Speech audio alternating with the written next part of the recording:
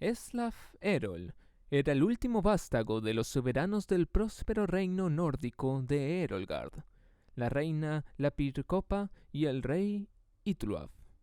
Concretamente, el último de los quintillizos que la reina dio a luz. Durante su embarazo, la Pircopa llegó a medir 2 veces más de ancho que de alto, y el parto duró 3 meses y 6 días. No es de extrañar, pues, que tras alumbrar a Eslaf exclamara «¡Adiós y hasta nunca!» y diera su último suspiro. Como la mayoría de los nórdicos, Itluaf no se preocupaba mucho de su esposa, y menos aún de sus hijos.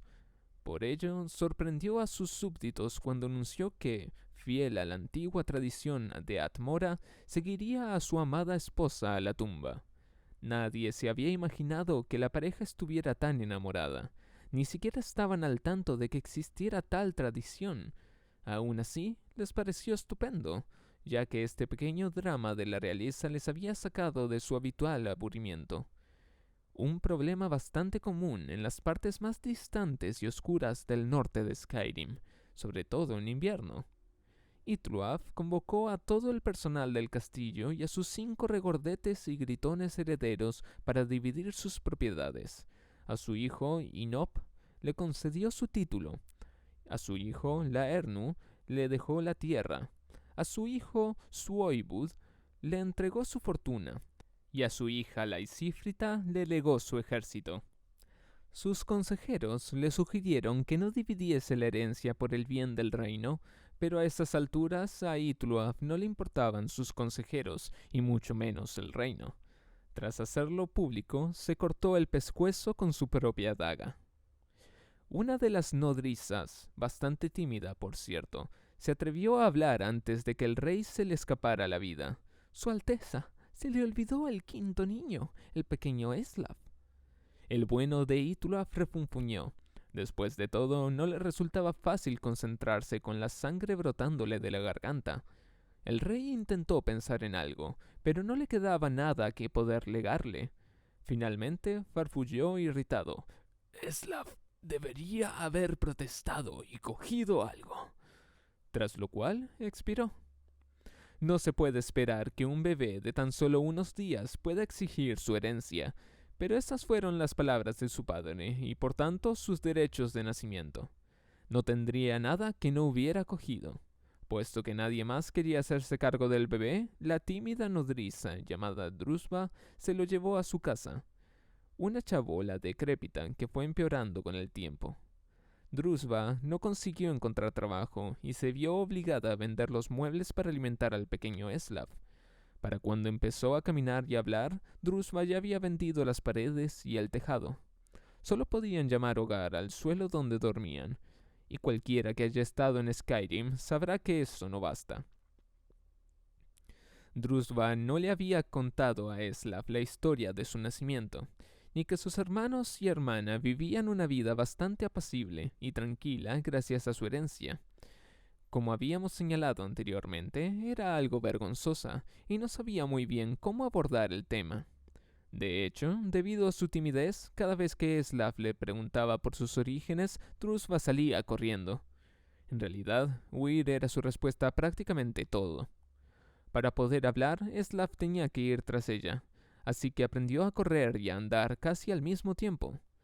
Al principio no podía seguirla, pero poco a poco aprendió el ritmo de punta talón si prevía una carrera rápida y corta, y talón punta si parecía que Drusva se preparaba para un largo maratón. Nunca llegó a conseguir las respuestas que buscaba, pero sí que aprendió a correr. Mientras Eslaf crecía, el reino de Erolgard iba empeorando más y más. El rey Inop no disponía de fondos ni de la renta de ninguna propiedad, ya que la riqueza estaba en manos de Suoibud, y las propiedades en las de Laernu. Tampoco tenía ningún ejército con el que proteger a su gente, ya que lo había heredado la Irsífrita. Además, puesto que solo era un niño, las decisiones las tomaba el consejo de Inop, un órgano bastante corrupto. Así pues, la burocracia se fue adueñando del reino. Los tributos eran cada vez mayores, el crimen campaba a sus anchas y continuamente había incursiones de los reinos vecinos. La situación tampoco es que se diferenciara mucho de la de cualquier otro reino de Tamriel, pero seguía sin resultar agradable. Un día, el recaudador llegó a la casucha de Drusva y se quedó con lo único que pudo, el suelo. En lugar de protestar, la pobre y tímida doncella salió corriendo y Eslav nunca volvió a verla. Sin hogar y sin madre, Eslav no sabía muy bien qué hacer. Acostumbrado a vivir prácticamente al aire libre, soportaba muy bien el frío, pero estaba hambriento. ¿Podría darme un trozo de carne?, preguntó en la carnicería que había en su misma calle. Tengo mucha hambre. El carnicero conocía al chico desde hacía años y a menudo le comentaba a su mujer la lástima que le daba por crecer en un hogar sin techo ni paredes. Sonrió a Eslav y le dijo: «Vete de aquí, si no quieres que te atice». Eslav se alejó corriendo y se dirigió a la taberna más cercana. El tabernero había sido ayuda de cámara en la corte del rey y sabía que el chico era un príncipe. En muchas ocasiones había visto al pobre muchacho harapiento, vagando por las calles, y le apenaba su destino cruel. «¿Podría darme algo de comer?», pidió Eslav. «Tengo mucha hambre».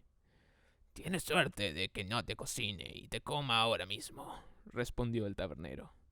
Eslav abandonó el recinto de inmediato. Durante el resto del día, el chico fue pidiendo comida de puerta en puerta. Solo una persona le arrojó algo, pero enseguida se dio cuenta de que tan solo era una roca, algo poco comestible. Cuando cayó la noche, un hombre andrajoso se le acercó y, sin decir palabra, le ofreció una pieza de fruta y algo de carne seca. El chico, sorprendido, cogió ambas cosas y las devoró en un instante, tras lo cual se lo agradeció profusamente.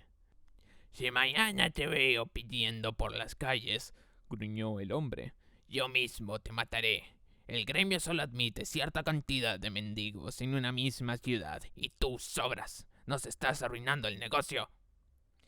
Menos mal que Eslav Erol sabía correr. No paró durante toda la noche.